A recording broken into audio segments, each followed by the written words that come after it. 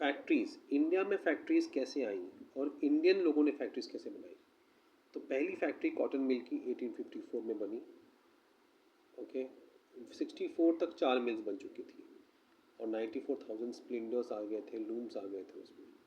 Jute mills भी आने लग गए और एक के बाद एक। फिर नॉर्थ इंडिया में एल्गिन मिल कानपुर में, ये सब चीज़ें होती गई। अहमदाबाद में हुआ। स्पिनिंग एंड वीविंग मिल मद्रास में आई। अब ये किसने स्टार्ट किया? तो उस समय 5 नाम मैं आपको दे रहा हूँ, पाँचों नाम इम्पॉर्टेंट है। पहला नाम है द्वारका नाथ टैगोर। इन्होंने बनाया 6 कंपनीज इन द 1830 से लेकिन 1840 तक। बाद में 1840 में एक बहुत बड़ा एक क्राइसिस आया था जिसमें सब लोग के कंपनीज लॉस हो गई, इनका भी लॉस हो गया। लेकिन इम्पॉर्टेंट है द्वारका नाथ टैगोर जी का नाम। दूसरा, बॉम्बे में पारसीज थे, दिनशॉ पेटिट, जमशेदजी टाटा, ये 3 हो गए। फिर सेठ हुकुमचंद थे, उन्होंने शुरू किया पहला जूट मिल। और फिर बिरला जी, जो जीडी बिरला है, बिरला टाटा बिरला, आप बिरला नाम सुना होगा। तो टाटा भी हो गए, बिरला बिरला के जो पिताजी और दादाजी थे वो दोनों भी इसमें थे। तो बिरला टाटा, सेठ हुकुम चंद, द्वारका नाथ टैगोर और रिपीट करिए मेरे साथ में, दिनशॉ पेटिट। इन लोगों ने इंडस्ट्री शुरू की। इन्होंने चाइना से ट्रेडिंग किया कॉटन यार्न का। कॉटन बारीक वाला जा रहा है इंग्लैंड, मैनचेस्टर। तो मोटा कॉटन जो होता है, जो कि दूसरे काम आता है, फाइन क्लोथिंग नहीं बनती, वो चाइना में बहुत डिमांड था। चाइना में उन्होंने बेचना शुरू किया। अच्छा, कुछ बिजनेसमैन थे जो मद्रास में थे, जो बर्मा में ट्रेडिंग कर रहे थे शी से बहुत ज़माने से। और कुछ थे बॉम्बे में, वो सब मिडिल ईस्ट, अफ्रीका से ट्रेडिंग कर रहे थे। तो उनका ट्रेड चलता रहा। ओके।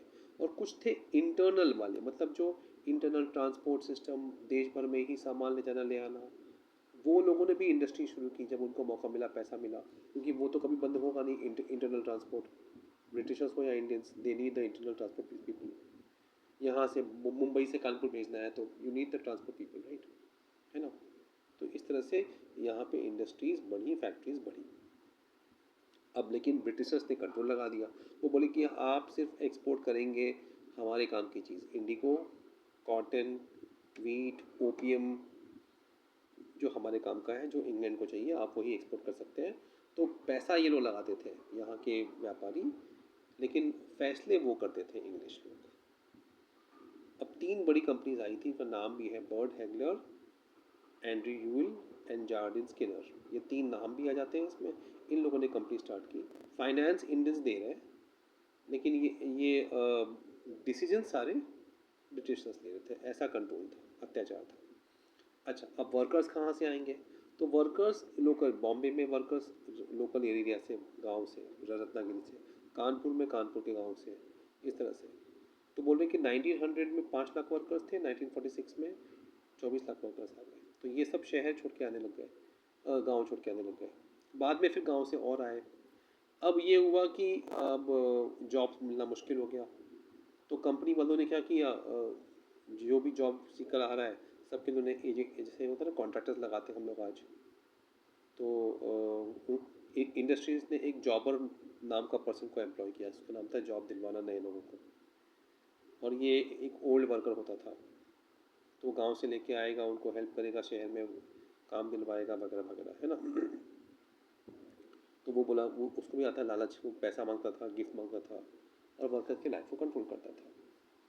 ओके। फैक्ट्री वर्कर्स की संख्या बढ़ती गई। ओके।